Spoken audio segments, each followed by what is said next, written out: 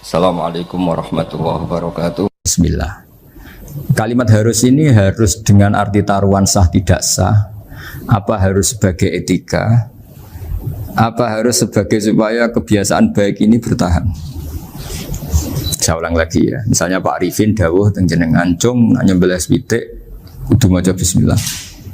Kalau kamu memotong hewan harus baca bismillah. Kata harus itu apa artinya syarat sah? Sehingga kalau tidak baca tidak sah. Apa keharusan dalam makna etikanya harus baca bismillah. Jadi urusannya hanya apa? Etika atau afdoliyah.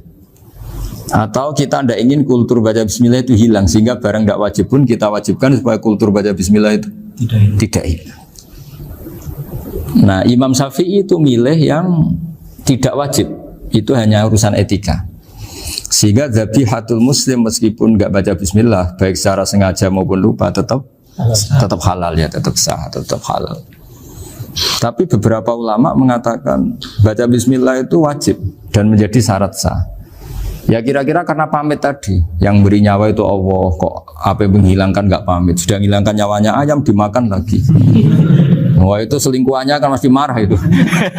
Selingkuhannya, pacarnya, anaknya, cucunya itu kan marah itu. Tapi kalau pamit yang punya kan tidak. Coba kalau ayam cantik yang pas kamu sembelih itu lanangannya kan mangkel itu. Kalau kebetulan sudah tua kan karparmu kan gitu. Jadi apa? Itu yang tahu Sarah. Saya ulang lagi, yang tahu Sarah. Karena ini sudah jelimet. Sudah jeli, sehingga nggak ada kitab matan yang Indo kecuali disarai.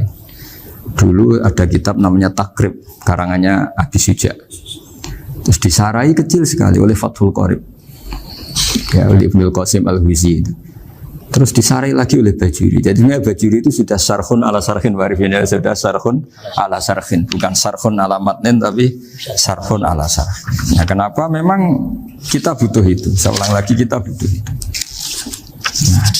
Nah, kenapa butuh? Ya karena mau tidak mau. Saya ulang lagi, mau tidak mau. Karena matan itu seperti itu. Misalnya matan cerita, yang dikatakan menyembelih itu apa? Ya nyembelih itu ya nyembelih itu memotong hewan. Terus motongnya dari mana? Kalau kamu motong hewan dari mana coba? Dari belakang atau dari depan? Dari mana? Depan misalnya. Pertanyaannya, ketika dari depan itu paling penting terpotong al-hulkum wal mari misalnya. Yang satu majrur to'am, yang satu majrur ruh ya, gitu, majrur nafas. Tapi andekan dari belakang gimana? Tapi tetap terpotong. Mulai ribet kan? Kalau kubu sebelah kan enak, pokoknya nggak sunnah Rasul seperti itu, nggak mau debat. Tapi kita tidak, cara berpikir tidak gitu. Ini kan status hukumnya halal apa haram ketika ada orang motong hewan dari belakang. Nah, terus kita berdebat kan, mesti berdebat itu mau dibilang haram, nyatanya memenuhi syarat apa tadi pemotongan, hukumnya kena, amarinya kena. Mau dibilang halal, jangan-jangan pitiknya sudah pingsan, sudah mati karena dogrok-dogrok dari belakang. Nah, itu terus ulama debat, nah, kan mungkin juga, ya kan, pitiknya sudah setengah kena corona, pingsan terus, ya kan, sudah pingsan terus digorok. Nah seperti ini mau tidak mau kita harus detail. Detail artinya yang dikatakan menyembelih itu apa? Ya nanti tak bacakan tabir-tabir di Bajiria sekaligus ijazah untuk jenengan semua. Saya tadi alhamdulillah ketemu Pak Arifin lama, ngendikan panjang lebar tentang pentingnya ilmu. Yang dikatakan menyembelih adalah mematikan hewan yang hidup dengan kaifiyah syariah. Saya ulang lagi, mematikan hewan yang hidup dengan kaifiyah syariah. Nah kalimat hidup ini mulai masalah. Hidup yang apa? Misalnya ada hewan, saya sering kalau ngaji cerita, ada ayam jago ketandang mobil, ketabrak mobil, kejet-kejet. Enggak kamu sembelih pun 1 menit lagi pasti meninggal. Ini kan hanya koordinasi prosedur saja. Karena prosedur ayam mati harus kejet-kejet, enggak boleh enggak langsung peletes mati, enggak boleh. Nah pertanyaannya ketika kejet-kejet ini kamu sembelih, itu halal apa enggak? Wong enggak disembelih juga sudah mati. Artinya enggak penyembelihan ini kan enggak memberi kontribusi pematian tapi enggak ngefek. Makanya terus ada perdebatan, ada hayatun mustaqirrah, ada hayatun ittirariyah, ada harokatu masbuh. Itu kalau enggak sarah enggak bisa. Lalu pertanyaan nakalnya begini. Saya itu betul pernah ngalami itu. Wayam jago itu kan mahal, apalagi kalau Bangkok kan. Saya pas jalan-jalan sama anak saya, sama jalan-jalan mau ke pasar itu di pertolongan duar mak. Gus halal tau ora? Karena tanya orang awam, halal kata saya. Gitu. Padahal andai kan tidak disembelih ya pasti mati. Suatu saat ada yang mengkonfirmasi lagi. Saya bilang kalau kiai ya tidak pantas makan ayam gitu, tapi kalau kamu tidak kiai ya pantas saja. Daripada rata halal lo geremeng eman kan ribet. Nah sebetulnya itu dalam mazhab Syafi'i itu tidak halal karena dia sudah tidak punya hayatun mustaqirrah. Karena tadi setengah menit lagi atau 1 menit lagi pasti mati. Kan dia belum mati karena koordinasi Israel saja, tetap yang ngambil itu. Tetap kan nggak segampang itu kan, tetap prosedur apa? Jalankan SOP. SOP-nya harus ada. Nggak boleh mati selonang-selonang itu, nggak boleh. Tetap ada SOP kata Pak Arifin ada SOP. Dia kalau sama saya bisa guyon kalau. Nah, tapi misalnya nanti pertanyaan, tapi dalam mazhab Maliki itu diabaikan, hayat mustaqirrah, hayat ittirariyah, hayat itu diabaikan. Cara berpikir Imam Malik lebih matematis. Kalau nggak disembelih itu matinya berapa menit? 1 menit lagi. Gara-gara disembelih dia mati sekarang. Berarti eksekutornya ya peso itu. Ya berarti peso itu memenuhi kriteria mematikan sesuatu yang masih hidup, hewan yang hidup dengan cara syar'i. Jadi andai kan ada rapat malaikat, matinya karena apa coba? Karena peso apa karena kecelakaan? Karena peso. Ya kan? Karena kalau nggak tanpa peso nunggu 1 menit, gara-gara disembelih langsung terjadi sekarang. Nah karena hukum halal ini yang menarik dan menguntungkan. Di bab ini orang jadi Malikiyah semua. Mana maksudnya ya? Jadi kita ini sebetulnya Syafi'i pecundang gitu. Syafi'i partai politik. Jadi kalau sedang tidak menguntungkan ya kata siapa kita Syafi'i banget? Tidak juga itu. Ya, jadi karena tadi ya kalau pada level apa? Pada level perdebatan ulama itu ada tadi ya, ada seperti itu, ada hayatun mustaqirrah, ada hayatun ittirariyah, ada harokatul masbuh. Jadi tak baca ya supaya dapat barokahnya ulama ya. Jadi tak baca versinya ini di halaman, terus kitab ini saya tinggal sebagai amal saya, keluarga saya, sebagai penghormatan saya sama Habib Ali, Habib Qures, Habib Hussein semuanya, Pak Arifin dan Bismillahirrahmanirrahim. Wa'lam. Ini halaman 562. Ikutnya bab kita buah kami sayyidi wa dzabai. Ya, jadi nanti yang mungkin kalau beda halaman cari di babnya kalau beda halaman cari di babnya. Karena kadang beda halaman warifnya. Kalau cetakan sekarang enggak. Beda. Iya, kadang beda juz pun. Kayak Ikhya sekarang tuh sampai 6 juz. Zaman kita ngaji kan 4 ya. 4 juz. Sekarang ada yang 6, ada yang ribet cetakan sekarang ya. Di atas ada 10. Satu Ikhya itu. Hurufnya dibesarin. Ikhya biasa. Iya, ada yang sama. Karena ngerti ya, zaman akhir paling sudah agak buta huruf. Saya tuh dulu punya guru terakhum sudah sepuh. Itu baca gini nggak bisa, Pak. Jadi kalau di kelas harus dituliskan pakai spidol. Mulang Minhajul Abidin. Sudah sepuh sekali. Kalau ngajar itu nggak bisa jalan, udah pakai beca. Itu yang nulis agak kurang ajar. Nulis CD gitu cepet bar. Jadi kadang itu apa itu? Beliau masih semangat, tulisannya habis. Lo kok sentek jeng? Terus ya wes ya. Jadi nulisnya di HVS baru dulu. Udah cepat selesai. Iya. Nah kalau beliau pakai kitab sudah nggak berso itu. Mana anak wah nulis sidik benang ber. Ribet. Saya ulang lagi ya. Jadi yang mau saya baca tadi itu logika fikih ya. Fikih itu berpikir ya. Di mana-mana namanya menyembelih itu apa? Dari hidup dimatikan dengan kaifiyah syariah. Kaifiyah syariah ini tidak boleh kamu nyontohkan harus disembelih, keliru juga. Karena untuk hewan yang berat atau hewan liar cukup dipanah asal ma'an harodama yang bisa ngalirkan apa? Darah. Jadi makanya saya umumkan bikefiatin syariah Pak Arifin kan tidak harus motong kan bentuknya. Kalau hewan liar kan atau sapi kurban liar kan, sapi kurban ucul liar kan boleh dipanah, boleh macam-macam. Nah kalau tembak bisa diperdebatkan karena ada unsur api Pak Arifin. Jadi bisa debat. Meskipun ada yang bilang boleh tapi bisa debat lagi kan? Karena ada unsur apa? Api Pak Arifin. Iya. Tapi ini saya cerita umumnya bikefiatin syariah. Nah karena kalimat hewan hidup, ada kalimat hidup. Hidup yang apa kan pertanyaannya? Hidup yang sudah kejet-kejet, misalnya sudah koma, sudah kena corona, disentak istrinya, itu. Apalagi ayamnya menyaksikan pasangannya diselingkuhi, wah itu sudah stroke itu dia. Nah itu. Makanya kalau orang suka macam-macam itu kayak ayam makanya itu. Saya baca ya. Bismillahirrahmanirrahim. Wa'lam annahu yujadu fi ibaratihim hayatun mustaqirrah, hayatun mustamirrah, harakatu mazbuh. Wa yuqalu aisyu mazbuhin. Wal farqu bainaha annal hayata al mustaqirrah yakunu ma'ha ibsarun bi ikhtiyarin wa nutqun bi ikhtiyarin wa harakatun ikhtiyariyah. Wal hayat al mustamirah ya allati tastamiru ila khurujir ruh minal jasad. Wa harakatul masbuh ya allati la yabqa maha ibsarun bi ikhtiyarin wala nutqun bi ikhtiyarin wala harakatu ikhtiyariyah. Fa yakun maha ibsar wa nutqun wa harakatun ibtirariyah ini. Wa ba'duhum farraqa bainahuma. Sampai saat terus ini. Jadi ini perbedaan-perbedaan pandangan ulama. Nah, Imam Malik itu mengabaikan semua istilah itu. Sing penting pas mbok sembelih iku kecelok urip, corong Jawa iku kecelok urip. Cek hayat mustaqirrah, cek ittirariyah, cek harakatu mazbuh, pokoknya kecelok urip. Ini kecelok urip bisa dibilang masih hidup. Karena kalau bisa dibilang masih hidup, kamu sembelih, tetap nanti rapat malaikat kira-kira gitu. Ini matinya karena apa? Karena kecelakaan. Oh, kalau kecelakaan 1 menit lagi matinya dong. Tapi kan matinya sekarang ya karena disembelih. Nah tadi saya bilang sebenarnya mazhab Syafi'i itu tidak seperti itu.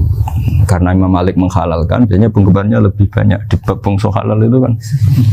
Penggemarnya masih banyak. Tapi ya sudahlah, itu masih ahli sunnah karena salah satu dari mazhab 4. Tapi logikanya juga masuk. Jadi kita bukan sekedar taklid ke Imam Malik, tapi kalau kita ikhtiyat ikut Imam Syafi'i ya monggo, karena mungkin secara medis karena mengalami seperti itu mungkin tingkat kesehatannya apanya sudah ya sudah lah, yang penting makanya terus orang Jawa pinter, nak PTE jago ya halal, nak cilik enggak lah. Itu kan ibarat perdebatan antara kepiting sama yuyu. Yang menghalalkan kepiting itu mengharamkan yuyu. Tahu yuyu yang kecil di sawah ya? Tak tanya, kenapa yuyu halal? Karena amfibi Gus, bisa hidup di dua alam. Memangnya kepiting enggak? Oh beda. Ternyata beda maksudnya. Eman Gus kalau haram. Eman kan kalau yuyu haram kan nggak ngefek kan, kecil. Ini mufti kok. Oh udah kadang halal, udah kadang makan selama ini. Iya selama ini udah kadang makan itu. Makanya banyak kiai yang mengharamkan kepiting sebetulnya, tapi minoritas kan. Minoritas. Tapi yang mengharamkan yuyu mayoritas, wong kecil aja. Jadi kita ribet ikut siapa? Gitu. Kata siapa ahli fikih gak mikir untung rugi. Makanya saya ini bingung, jadi saya ini kan kiai ya, kiai betul, susah kadang jadi kiai. Sebagian guru saya itu mengharamkan kepiting. Nah kalau kayak dolan di daerah Juwono Mas Nafis, daerah itu, penghormatan tertinggi santri itu kalau nyugoi kiainya kepiting, karena itu makanan termahal. Bingung kan dia? Mau tidak makan itu kayaknya dipersiapkan betul Pak Ribet. Udah ada effort ya. Warna nyari yang mahal kan. Mau makan itu sebagian guru kita mengharamkan. Akhirnya ya ada darurat tadi, makan sekadarnya. Kalau saya habis 3 pasti israf. Kalau habis 1 prosedur hormat yang nyugui. Itu susahnya jadi kiai. Kalau kamu kan tidak kiai, mumpung gratis. Enaknya gak jadi kiai kan itu Mas. Pertimbangannya mumpung gratis. Sudah gitu masih mun dibutuh mawon, makai dibutuh mawon. Oh 3 watenan. Tapi sebetulnya ada sisi naif dari yang bilang halal tadi. Ketika yang bilang naif itu versinya, tapi ya nggak apa-apa, semoga dimaafkan Allah. Naifnya tadi, tapi saya tidak tapi itu masalah khilafiyah ya. Semoga yang mengatakan halal juga benar, karena punya perhitungan iman tadi. Tapi yang bilang halal itu tak tanya, Yuyu itu halal apa haram? Lucunya jawab haram semua.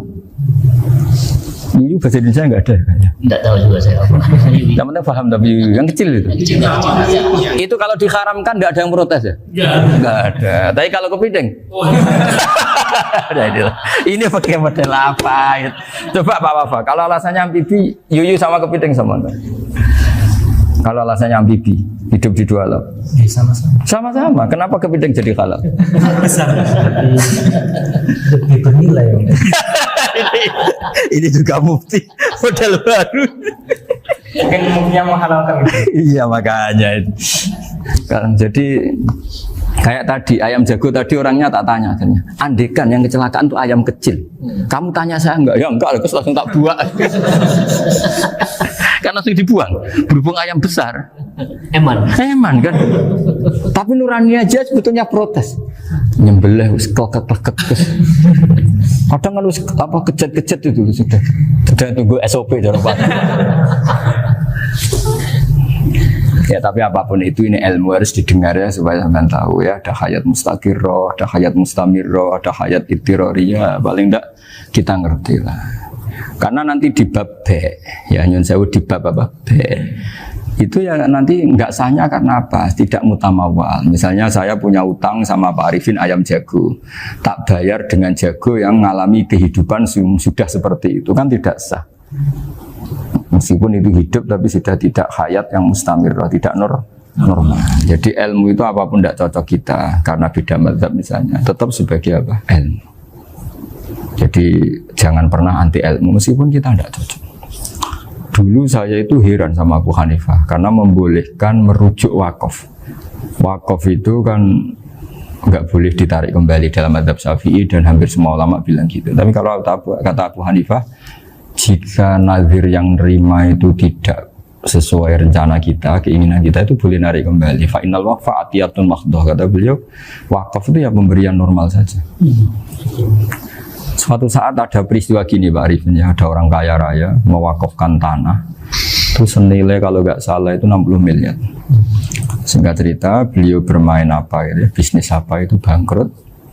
Kemudian itu belum disertifikatkan wakaf. Kemudian nggak ada yang disawang Coro Jowo, nggak ada yang dilihat, terus mau dibeli sama nyuwun sewu sampai yang mau beli yang mampu itu non muslim. Singkat cerita ada orang kaya muslim yang mau beli itu tapi ada problem karena itu wakaf. Tapi kalau nggak dibeli itu malah dibeli non muslim. Tanya saya, akhirnya saya jawab nggak apa-apa dibeli saja, ikuti mazhab Abu Hanifah. Karena kalau mazhab Syafi'i itu nggak sah semua pembeliannya. Tapi apa artinya mazhab kalau kita berpikir nggak sah tapi yang jual melakukan? Nah itu yang nggak dipikirkan oleh orang-orang fikih yang di Menara Gading. Apa gunanya kita bilang nggak sah, tapi yang punya tanah tadi tetap menjual. Karena tidak mengindahkan hukum itu, mau apa? Makanya saya bilang ke Kiai tentang Gus itu nggak ada kaulnya dalam mazhab Syafi'i. Saya bilang kamu mengharamkan itu tidak ada gunanya karena itu tetap dilakukan. Jadi kita pertimbangannya ndak itu, daripada dikuasai situ mendingan kita. Betul. Nah itu sisi-sisi fikih. Makanya ini kita ngaji fikih ndak segampang itu memberi fatwa karena pertimbangannya banyak Pak. Dari hitam putih. Dari hitam putih gitu maksud saya, ini cerita. Jadi nanti kamu ngerti. Jadi mau apa coba? Itu kan ibarat gini. Hukumnya kita ngajar perempuan itu masalah sebetulnya secara, karena itu ajnabiyah. Tapi fikih mentoleransi li ajri ta'lim, karena untuk belajar enggak apa-apa. Kalau sudah jadi fakta itu ribet. Dia maunya belajar sama kamu, dan sekali kamu tidak mau belajar ke yang lain yang potensi menyesatkan. Jadi fikihnya bukan masalah nazar lagi, sudah penyelamatan. Ribet kan kalau sudah begitu. Saya punya kenangan yang menurut saya itu harus jadi trauma. Siapapun harus jadi trauma. Ini cerita sedikit. Ini masih ngaji fikih, pertimbangan. Ada orang itu sangat khusyuk, Pak. Sangat khusyuknya di rumahnya Pak Wafa itu nggak ada TV, nggak ada motor, nggak ada apa saja.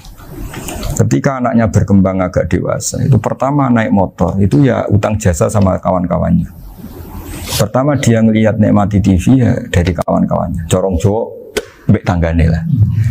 Padahal orang tuanya ini protektif justru karena banyak tanggane sing ndak pati Islami lah.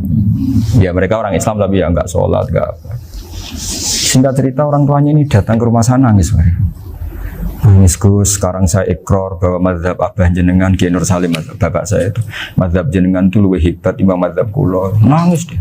Dulu saya itu agak menyalahkan Kiai Nur Salim jenengan karena longgar di rumah ada TV, ada motor. Terus dia cerita.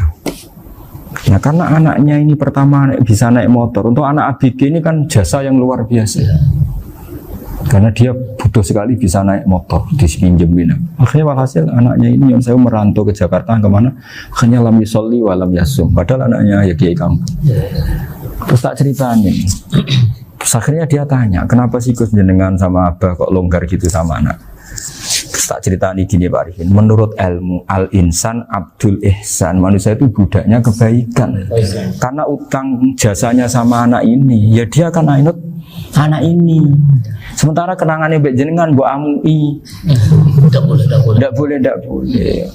Dia baru ngakui ya Gus saya itu nyun sewu hanya khusyuk tapi kurang ilmu. Tadi dia hanya berdasar khusyuk. Bocah kok main delok TV kan pikirannya hanya gitu. Ini cerita ilmu, saya bukan menjustifikasi manapun. Ini kan cerita ilmu Pak Arifin ya. Jadi semuanya itu ada hitung-hitungannya. Coba kalau kita terlalu stakung be anak pertama naik motor jasanya orang nggak sholat ya, pertama roh TV jasanya orang nggak sholat. Coba terikatnya anak ini sama kita apa sama orang itu? Sama orang itu. Bayangkan kalau umur ABG, kalau umur sak pari pun Pak Wafa ini nafsu astagfirullah kan. Gue cop tua nome orang. Gaya tok, bareng tua udah khusus gue gaya tok. Aslinya namanya bodoh. Ya saya sama semua. Cuma saya akan lebih jujur dari biasa. Jadi orang itu harus ngitung gitu. Itu kenapa Mbah Mun tuh kiai alim alama. Setahu saya dalamnya ada TV. Putra-putra ini lihat TV. Meskipun kita tidak mungkiri negatifnya TV, kita nggak mungkiri Pak Arifin ya. Tapi tadi ketika anak-anak ABG itu pertama lihat TV jasanya tonggoni. Kalau kebetulan tanggane wong soleh nggak masalah ya. Kalau enggak, itu nangis ke rumah saya itu. Nyesel dia. Tapi saya bilang gini, jenengan tiang soleh, mesti anak jenengan suatu saat kembali. Coba pola jenengan harus rubah. Ini hebatnya Nabi. Ketika Sayyidah Aisyah masih kecil, minta diperlihatkan Li'bul Habasyah. Itu diturutin kan masyhur itu. Kayak apa Nabi? Karena kalau nggak diturutin, pasti Sayyidah Aisyah akan ngidolakan mainan yang lain yang di luaran sana malah. Itu karena Nabi punya kearifan tadi. Jadi ini kan ilmu, lagi-lagi ilmu. Jadi yang semua itu harus dibaca dengan ilmu. Makanya kata Nabi, ad-dunya mal'unatun mal'unun fiha illa dzikrawah wa ma'alahu aw aliman aw muta'alliman. Karena dunia ini hanya bisa dibaca dengan ilmu. Yang diridai Allah maksud saya hanya bisa.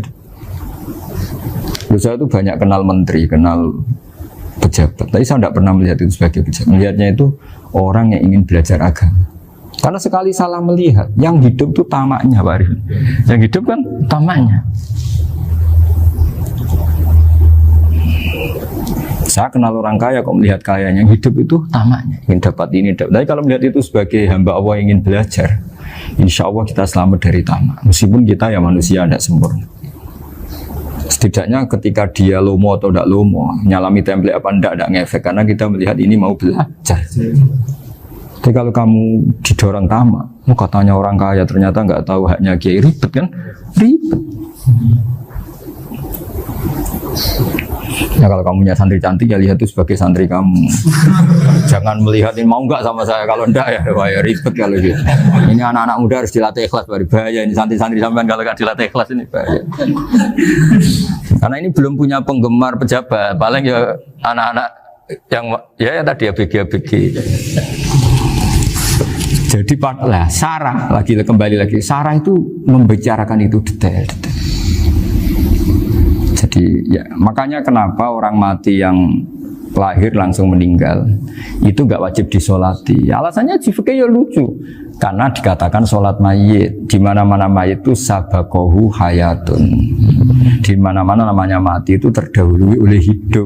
Nah ini nggak pernah hidup langsung mati. Jadi begitu ya kadang lucu. Ya gitu aja alasannya. Kamu nyolati apa? Mayit. Kenapa kok mayit? Jadi mayit itu namanya mayit. Orang mati. Orang mati. Orang mati artinya pernah Hidup. hidup. Lah itu sarah. Jadi ketika matan hanya cerita wasiktu alladzi lam yastahila, enggak pernah nangis, lam yusalla alaihi. Sarah bilang mergo ora tahu urip. Kalau enggak pernah hidup berarti enggak bisa dikatakan mati. Kayak sampean miskin itu kan enggak bisa dikatakan bangkrut. ya, ya miskin aja gitu loh. Kan gitu ya. Karena nggak pernah kaya. Enggak udah kaya. Kayak Mas Nafis nggak bisa dikatakan, oh itu Qurannya lupa gimana? Nggak pernah hafal. Jadi yang dikatakan lupa itu pernah hafal. Nggak lupa nggak apa, Gus Qurannya lupa, gaya nggak pernah hafal, kok bilang apa? Lupa gitu. Nggak boleh Pak Wafa bilang saya ini bangkrut apa? Nggak pernah kaya kok bangkrut. Jadi semua itu ada aturannya itu. Nah itu sarah, lagi-lagi sarah. Jadi kita kan banyak yang syarhun ala syarhin. Jadi kayak kitab takrib itu disarai Fathul Qorib. Jadi Fathul Qorib itu sudah sarah. Disarai lagi baju. Nah, itu termasuk cerita itu ya. Cerita-cerita. Kalau baca Bismillahirrahmanirrahim. Ya, wa yakunu qad dzukira daf'atan wahidatan la fi daf'ataini islam tujad al hayat al mustaqira inda daf'ati saniyah amma idza wujidat al hayat al mustaqira inda daf'at saniyah fayakhilu al masbuhu aidan fasartu wujudul hayat al mustaqira fi ibtida'il wati akhir marrah wa makharu dzalika inda tulil fasli wa illa fala rafa'a sikina wa ada fawran aw alqaha liqaniya kalatan wa akhadha ghayraha fawran aw saqatat minhu wa akhadha ghayraha halan aw qallaba wa qata'a biyama bagi hal al masbuh. Jadi ini masalah sarah. Sarah itu sudah detail. Misalnya gini, kamu motong ayam. Motong ayam harus sekaligus shred jadi. Jangan sampai nyuwun sewu 2 kali. Jangan-jangan misalnya gini, ayam tak potong pas ke kiri separuh. Ya, ke kiri separuh apa hulkumnya. Pak Arifin datang, Assalamualaikum Gus Pak, waalaikumsalam, terus santai jagungan dulu. Jagungan sampai besoknya itu enggak meneruskan. Bareng-bareng malah salam, ingat lagi ayam saya ini. Ketika saya meneruskan ini, potensi ayam ini sudah mati atau sudah hidup yang ini masih mazhab Syafi'i loh ya. Atau sudah hidup yang sudah tidak normal. Artinya apa? Penyembelian kedua yang mengeksekusi tadi sebenarnya mengeksekusi barang mati. Yang penyembelian pertama tidak bisa dikatakan penyembelian karena tidak sampai mati. Penyembelian kedua berstatus setengah mati.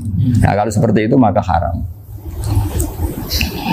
Maka, kecuali itu dilakukan secara fauron. Fauron dicontohkan menyembelih ternyata pesunya kedul terus ngambil yang lain. Tapi fauron langsung atau terjatuh ngambil langsung. Ya itu boleh karena ditoleransi. Tapi kalau kalam ajnabi kata tadi mohon Pak Arifin, seperti Pak Arifin sih, alhamdulillah sih. Jaminan mau rawuh dari ayamnya asem mana? Ini harus sebar. Ini orang ngawur betul. Jadi, lah itu sarah. Bicara sampai detail itu sarah. Jadi ada sekian kemungkinan. Jadi ya, jadi termasuk yang diandaikan apa? Nah, hayat mustaqirah itu batasnya yakunu maha ibsorun bi ikhtiyarin wa nutkun bi ikhtiyarin wa harakatun ikhtiyariyah. Hayat mustaqirah itu kalau dia betok-betok itu ya karena karepnya. Maksudnya gini, gamane cara roh pitik wedok engkek ya cek karepe dhewe. Cara dia melihat peso itu karepe ya masih lari. Jadi misalnya ada ayam. Ayam kita sembelih baru luka sedikit. Belum sampai andekan dibiarin ya mungkin suatu saat sembuh, luka. Terus melihat kamu lari ketakutan karena kamu dianggap gladiator, killer lah. Nah itu berarti punya hayat mustaqirah. Tapi sudah kalau kamu sembelih karek ngeriwit, roh kue serawedi, ya kan? Mau demo ya sudah nggak berkutik, ya dia berarti tidak punya hayat mustaqirah gitu. Ya batasannya itu Joro. Nah. Dalam mazhab Syafi'i, syarat sahnya penyembelihan harus hewan itu punya hayat mustaqirah. Nah ini sarah ya, jadi sarah itu lebih jelimet. Nah makanya kenapa tidak boleh nyembelih pakai yang tumpul Mas Nafis? Takutnya ayamnya itu ngalami dohtoh, atau kok ditekek. Misalnya sama nyembelih pakai peso tumpul, ini kini ketekek, takut. Kan dia misalnya ayamnya jantungan, roh peso wis setruk kan, udah gitu ketekek. Nah itu mati dulu pasti itu. Siksa. Jadi pas diongok-ongok dia sudah mati. Jadi nanti kalau di akhirat, sebenarnya saya sudah mati loh, ngawur. Wah apalagi nganggo keris naga sosro, wah itu sudah gereng sakti kan diginikin tok sudah mati kan. Makanya bahaya nyembelih pakai keris-keris sakti karena sebelum terpotong sudah mati saking saksinya apa keris itu misalnya gitu.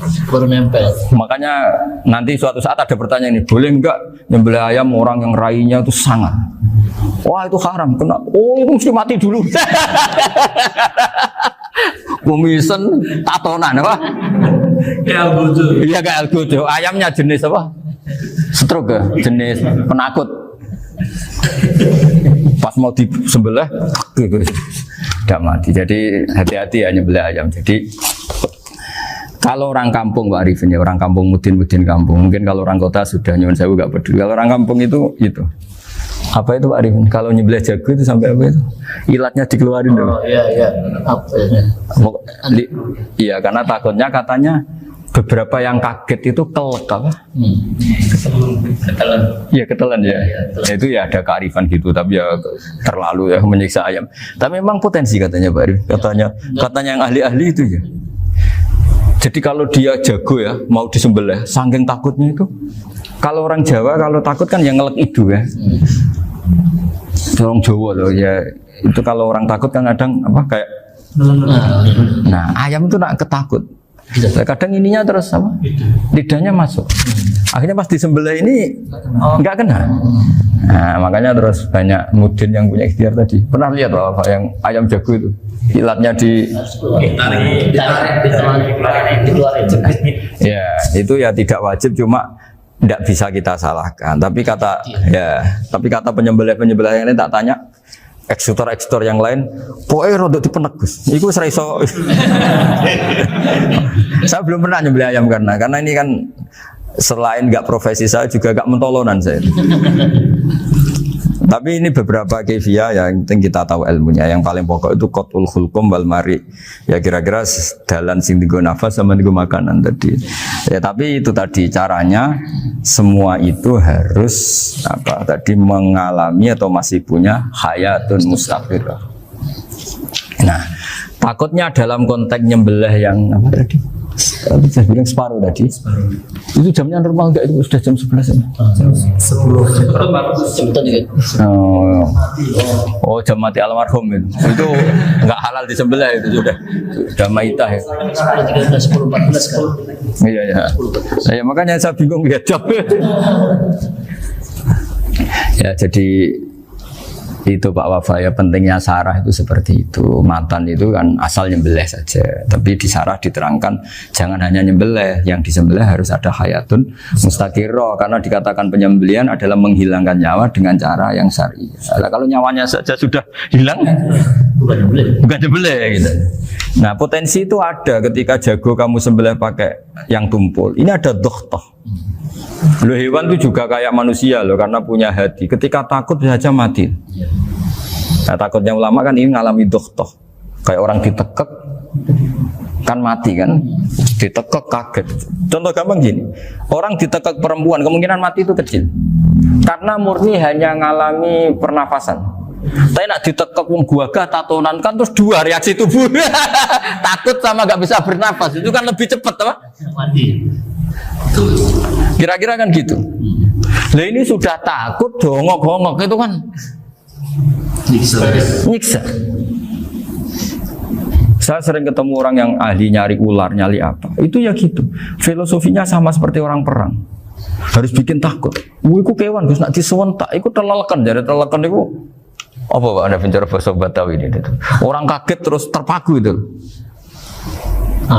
Teorinya Khalid bin Walid kan gitu. Kalau perang supaya musuh takut. Kamu tahu kami siapa? Gertak gitu. Ayat ji'na biqaumin yuhibbunal mauta kama tuhibbunal hayat. Kita ini bawa pasukan yang mereka mencintai mati kayak kalian mencintai hidup. Pasukan kami ini darwis, berani modar ya wis gitu. Kira-kira gitu kalau bahasa Jawa itu. Berani mati. Akhirnya musuhnya kan Nah, di antara syaratnya perang kan gitu, harus bikin musuh itu takut, Ya. gemeter. Bentar. Nah istilah leken itu gampang gitu loh. Istilah leken itu pokoknya tadi loh Arifin, kepaku tadi. Nah, agak berkutik. Paham ya? Nah jangan-jangan ayam yang kita sembelih mau wis wedi dongo-dongo mati duluan gitu. Nah makanya terus kata musannaf kalau bisa itu wa yakunu madzukira bidafatin wahidah. Kalau itu usahakan sekali jadi.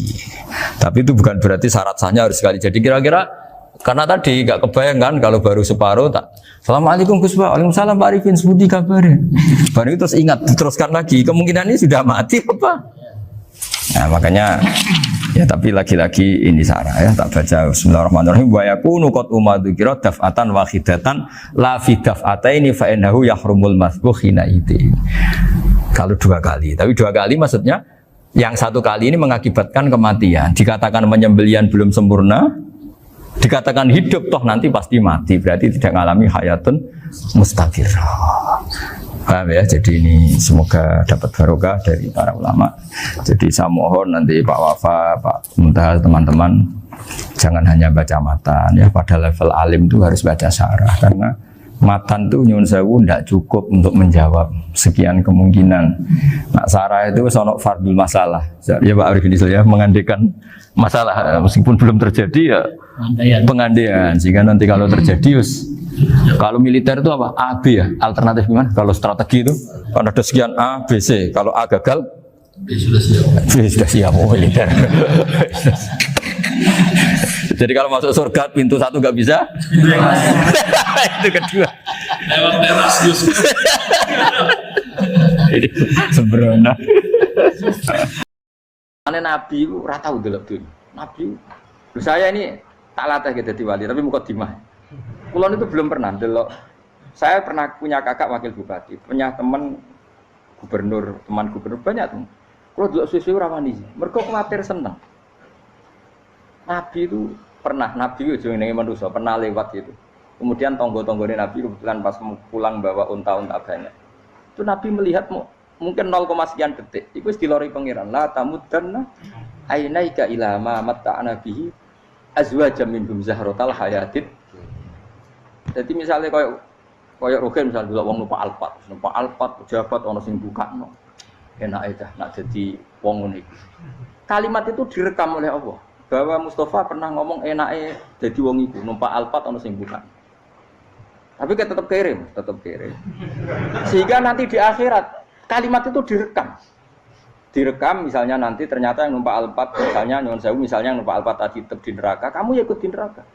Karena dia menikmati Alphard lali akhirat, kue yang ngangen-ngangen kepengen seperti itu, maka poinnya sama. Kalau pun rokok bareng.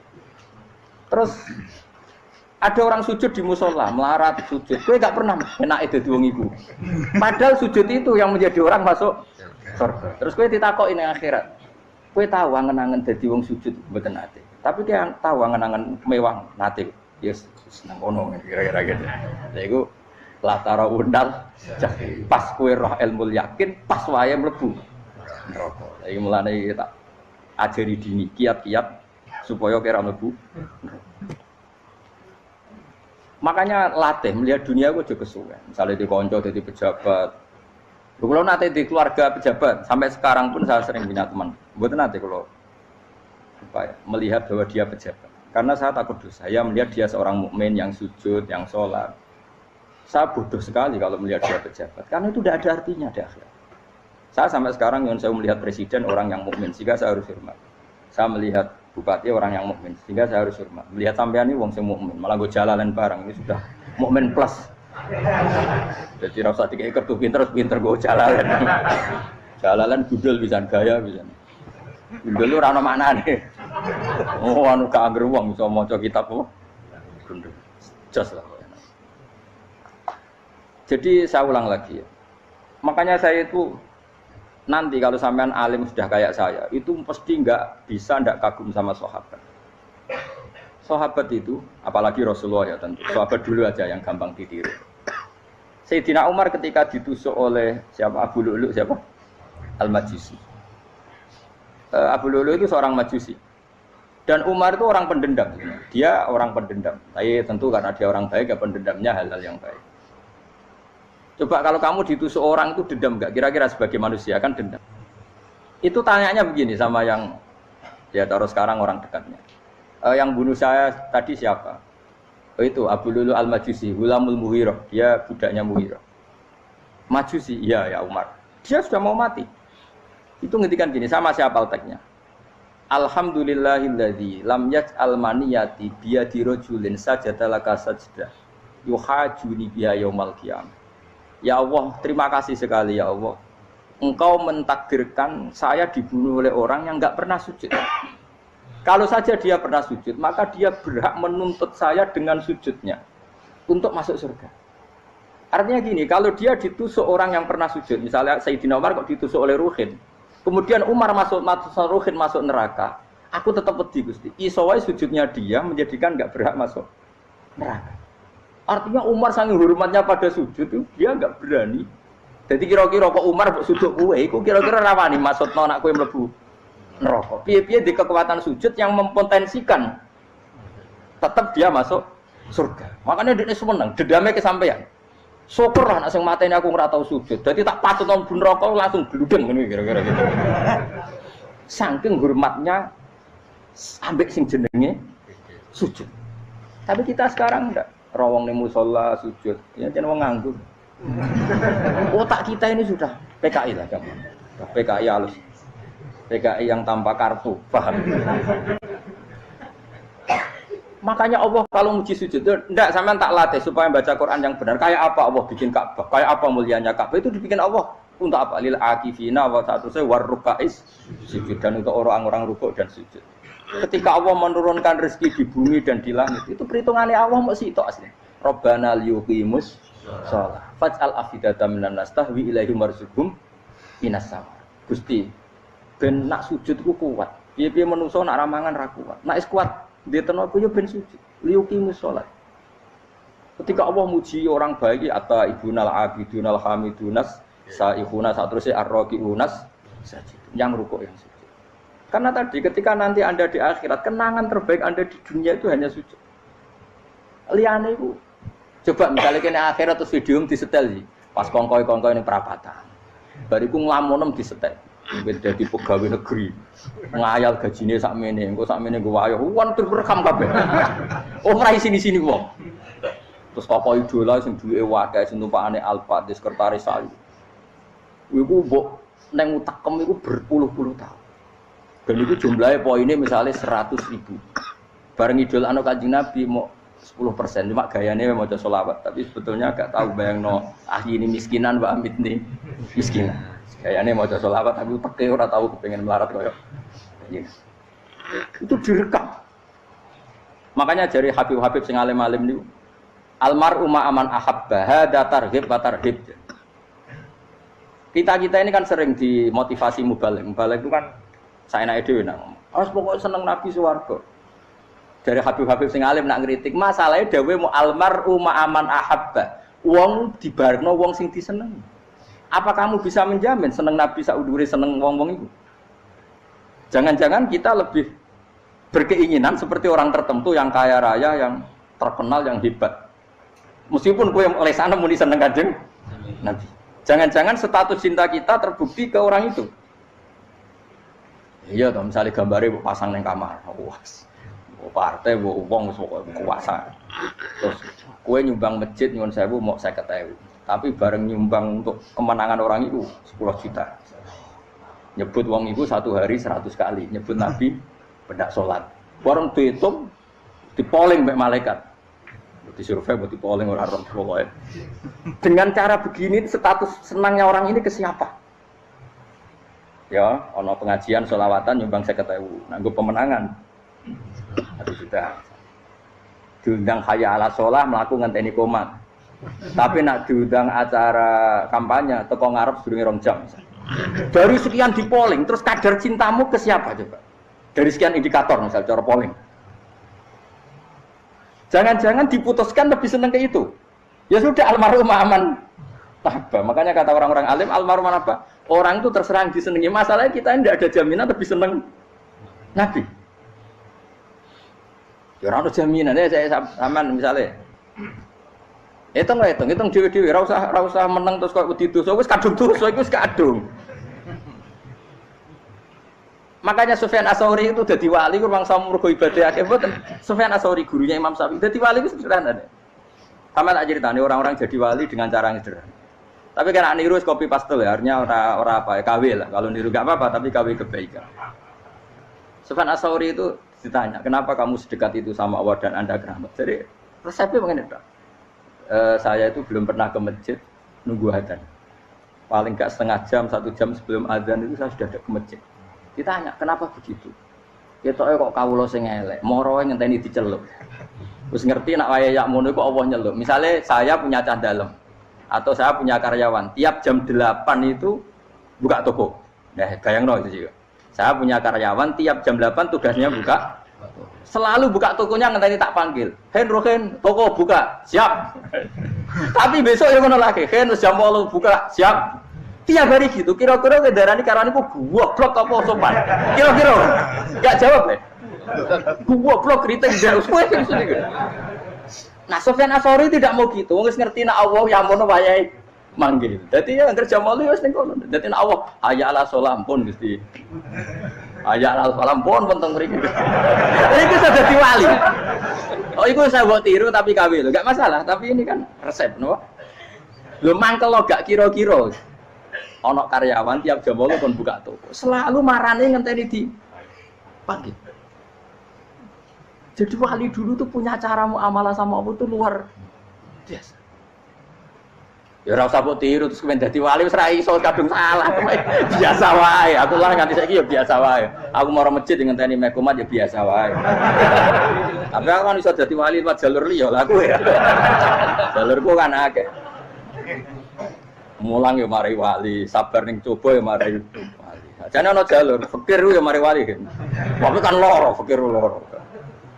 Jadi Imam Adil ya wali, di bojo judes itu wali, masyhur. Ana wali ku barokah di bojo judes. Iki ya jalur dadi wali. Wah, lebih ngeri lagi. Ngeri tenan, antine akhirat aja wedi. Dari anak jote wae kan. Para suami takut istri silakan baris, bareng sing wis baris, bareng sing wedok. Pak rene lho tetep moro-moro. Wong wedi bojo kegawa ngantine akhirat bahaya, you know. Yes. Bahaya wedi bojo nganti kegawa napa? Teng akhirat. Masyhur dadi cerita-cerita wali wis. Ya saya ulang lagi ya. Latih, meskipun dari kecil latih. Makanya kamu tahu kenapa Quran itu kalau ngendikan sujud kayak gitu spesial. Balillah fa'bud wa kum minas syakirin. Jadi meskipun kita di dunia umumnya orang saya makan, saya minum. Saya juga punya istri, punya keluarga, punya apa. Tapi saya belum pernah melihat anak saya itu sebagai anak saya. Saya kalau melihat anak saya ini teman sujud saya, nanti yang meneruskan sujud saya. Saya tenan kulon bolak-balik ditanya istri saya dan agak-agak marah. Gus Pak, kenapa kamu hormat sama anak sampai gitu? Kalau nanti manja gimana? Kalau terlalu manja, saya bilang itu udah anak saya. Itu nanti yang meneruskan sujud saya, meneruskan rukuk saya. Saya nanti pasti mati dan saya butuh di bumi selalu ada yang sujud sama Allah.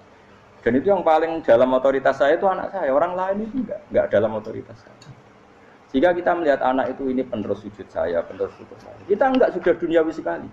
Rumah tanah, anak tua ben di rumah. Kapitalistik. PKI lah pikirannya yang ngono Cina yang ngono. Wong fasek-fasek ning dalan yang ngono kowe nggawa jalalan ngalor itu PKI cek ngono. Jadi dulu itu kalau para nabi donga fahab li milladunka waliya yarithuni wa yarithu min ahli Yakub, seorang turunan yang meneruskan tradisi sujud, tradisi. Sehingga ulama-ulama dulu kalau dongakno anake ya min ahli sujud, wa min ahli Quran, wa min ahli sunnah napa? Enggak apa-apa kowe seneng donya gak apa-apa. Ora usah tak warai wis seneng dhisik. Paham? Dadi iki ora usah cara Gus Bak ra apa-apa. Ora usah tak arani ra apa-apa wis mbok lakoni. Makanya pulau suwun sangat. Sujud itu luar biasa. Nanti kamu di akhirat kenangan terbaik Anda di dunia adalah pernah apa? Sujud. Bayangkan kalau itu jadi orientasi Anda. Anda berpolitik, cek melok partai Gerindra, cek Golkar, cek PDI supaya jadi penyuara sujud tidak dilarang di Indonesia karena umat Islam mayoritas. Saking mayoritasnya sampai pejabat rasolatnya rawani. Gara-gara pejabat rasolat bakal dipilih. Itu berarti kamu berpolitik niat bikin satu pressure supaya standar orang benar adalah sing nopo sujud itu ya benar. Kok yang kaya kerja biar bisa beli tanah untuk masjid. Yang orang miskin ikut menopang supaya masjid itu berdiri. Semuanya orientasinya menuju apa? Sujud. Jadi tidak sujud itu harus jadi wong khusuk sing goblok terus sujud terus. Tahu-tahu negara dikuasai komunis misalnya. Terus akhirnya sujud dilarang. Termasuk menciptakan satu suasana Islami di negara ini juga berarti menciptakan keberlangsungan sujud. Karena dengan suasana Islami berarti sujud tidak dilarang bahkan dianjurkan dan sebagainya. Ini penting saya katakan karena kalau tidak diingatkan ruwet. Nabi itu pernah punya anak dalam. Anak dalam itu setelah mau boyong cara santri itu ditanya, kamu minta apa sama saya? Ya Rasulullah kasih waktu 1-2 hari mau saya pikir. Karena yang menanyakan orang yang sayyidul awalin wal akhirin setelah sekian 2 hari, minta apa kamu? Jalur aneh gak tanggung-tanggung. As'aluka murafaqataka fil jannah. Saya minta jadi temanmu di surga. Oh Nabi kaget tuh. Kok kalian diwarai wong? Mboten nanti sing mati. Nabi kok nang kowe diwarai wong ndak ada ya. Terus kenapa kamu minta itu? Kata tadi, kalau saya minta dunia itu nanti zailah. Dunia itu pasti hilang, faniyah pasti hilang. Maka yang abadi adalah saya jadi temanmu di surga. Tapi apa kata Rasulullah Jabir? Fa'inni ala nafsika bikasrotis sujud. Ya sudah kamu bantu saya, kamu memperbanyak sujud. Kayak apa? Nabi pun mintanya fa'inni ala nafsika bikasrotis sujud. Saya bantu untuk menolong diri kamu memperbanyak apa? Sujud. Makanya di pertama surat turun itu ada wasjud. Kamu bersujud dan kemudian mendekatlah kepada Allah. Tapi sekarang enggak. Karena kita kena hijab duniawi, mitra penting, semuanya penting dan semuanya penting itu makna di hati kamu adalah hadun. Bahkan ngidolakno kiai perkara hadun nafsu, wae nak dadi kiai gedhe. Wah, teko ditolak al-badru. Wale napu widato MC ne muni Saiful Fadilah wal Karomah, mbah sakmene MC. Bare kudu disangoni dihormat. Tekan muji ulama wae dari segi dun. Ya, bare iso wayo akeh macam-macam. Utek nek selek, tekan muji ulama wis dari segi. Makanya saya ini termasuk ulama, kalau kan saya ngebis biasa. Kalau jarang kerja di panggungnya, seneng dulu. Supaya semua ulama udah dipandang secara apa? Dunia. Saya sampai sekarang ngedus anak kalau biasa. Teng pasar gitu biasa, kalau marung teng pasar mangan gitu biasa. Nak seneng kalau ben atas nama wong alim karena apa? Kalau kita terlalu menikmati dunia, lama-lama orang seneng ulama juga dari sisi dunia. Keren, jadi kiai teko disualami dicucupi munggah. Ya enggak apa-apa itu enggak dosa sebenarnya, tapi takut saya utek elek-elek ini ngejolakno perkara duniawi, show-nya itu lho, Pak. Jadi ngene tak pikir teko ngaji bar wis warmu paham karepmu ora karep. Mulan ngarep ngaji karepmu. Mesti rugi kowe aku tenang ae aku. Ben orang itu latihan ikhlas, napa? Latihan. Kalau kadang gitu protes be tiang-tiang. Gus, jenengan sekali-kali nak tidak tak derekno kok umum. Aku itu tidak mengharamkan itu, meneh kula dereng tuwa. Dereng haji malah turun, topa meneh. Dalane ra roh dereng kiai malah ngel-ngel wong. Ngerusin tahu tak kon derekno ning kota, tak kon sepeda motor kan terno ning gone Malibu. Dalane ora roh malah yo nerang. Lha kene dalan akhirat ora roh donya ra roh sing Lah tak kowe wong ijek urip. Dalan dunia ora roh, dalan akhirat ora mbok roh iku apa. Repot. Jadi kenapa saya ndak mau, bukannya menolak. Saya senang kalau kiai-kiai terhormat, senang sekali. Saya senang kalau ada ulama dihormati karena supaya jadi tradisi ulama itu terhormat. Tapi jangan semua ulama mau dihormati. Nanti lama-lama jadi siklus. Tekan mencintai kiai saja karena fasilitas. Kowe seneng dadi imam masjid akbar, masjid Istiqlal, imam besar. Seneng mergo kenal presiden, datang dikawal. Seneng dadi sudes, wah keren salat ngarepe Ka'bah, teko dikawal askar. Ya kalau seneng karena itu kan berarti menjadi dunia. Itu sirinya kenapa Rasulullah ketika ba'da Fathi Mekah sudah menguasai Mekah, sudah naklukkan Mekah Madinah. Nabi itu satu hari terbiasa. Mau sarapan saja kadang enggak ada yang dimakan. Tanya ya Aisyah, apa saya bisa sarapan? Enggak ya Rasulullah. Ya sudah saya tak puasa. supaya tetap terkontrol bahwa umatnya mencintai beliau bukan karena kebesaran. Itu Rasul. Itu setelah periode Mekah loh, jangan kira itu periode Medina. Apa? Itu periode apa? Medina loh. Periode yang setelah Nabi punya segala. Tapi Nabi tetap seperti itu. Kenangannya Aisyah sebagai istrinya apa coba? Dia cantik sekali. Aku tahu jajal turu ngarepe Nabi terlentang. Ya Nabi tetap sholat. Nah, beliau sujud sikilku tak ingkretno. Nah, beliau ngadeg tak lonjoro meneh. Jadi Aisyah wa ana muqtaridotun bene adi turu terlentang. Jadi cara ya sudah terlentang.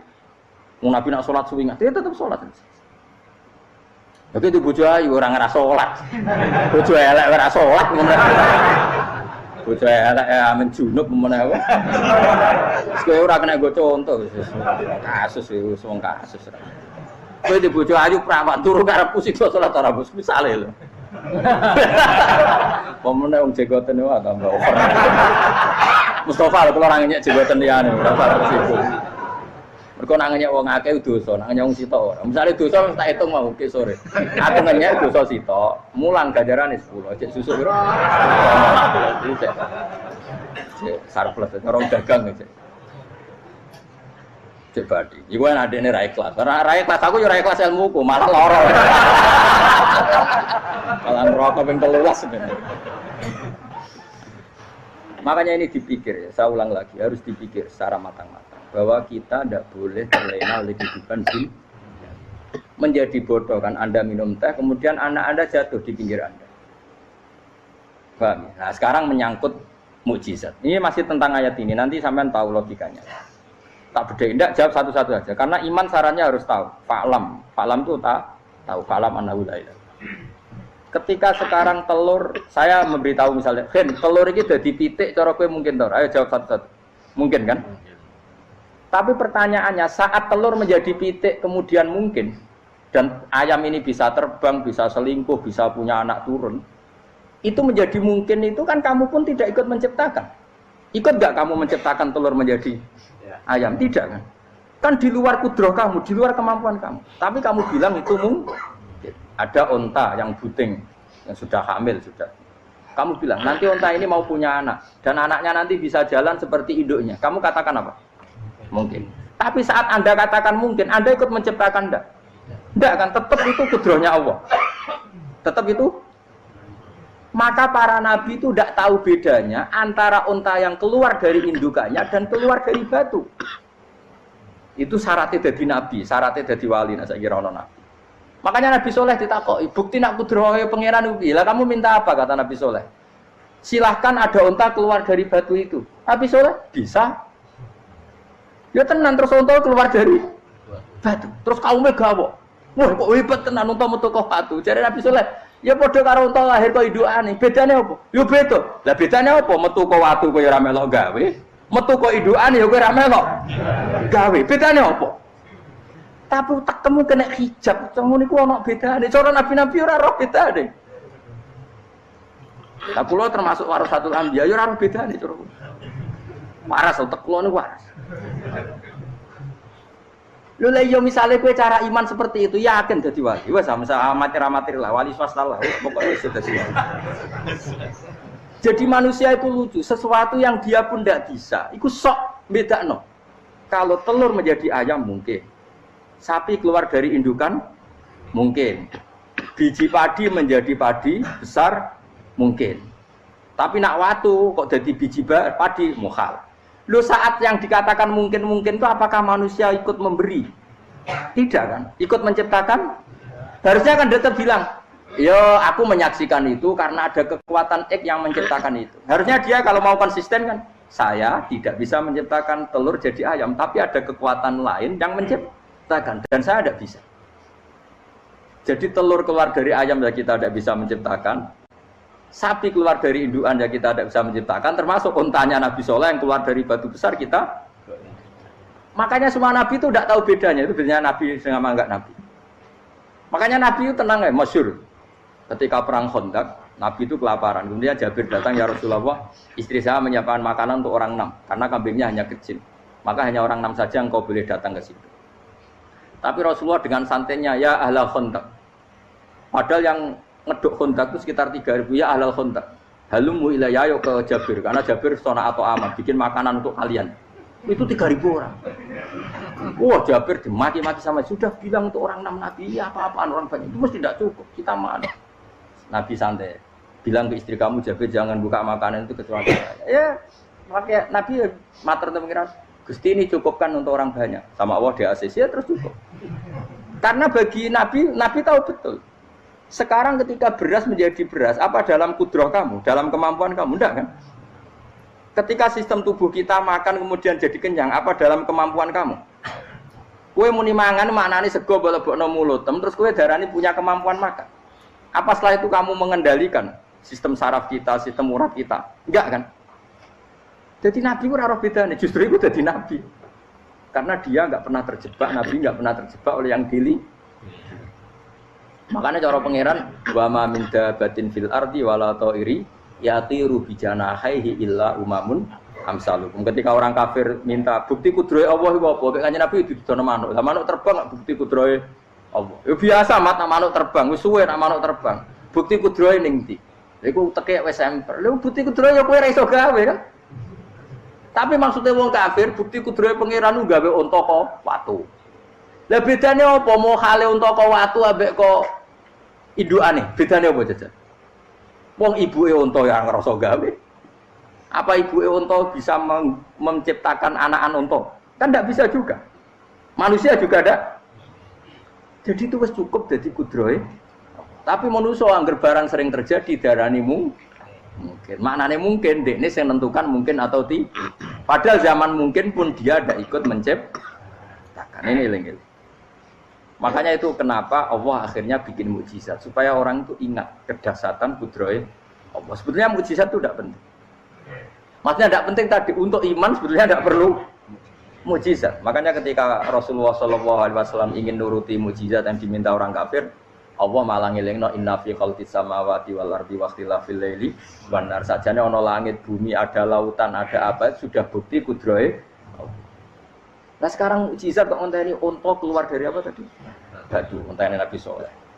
Lautan merah diseblak tongkatnya Nabi Musa terus terbelah. Itu dari mukjizat. Kalau itu maknanya mukjizat karena manusia tidak mampu. Apa manusia mampu bikin lautan? Kan tidak mampu juga. Kenapa itu tidak dikatakan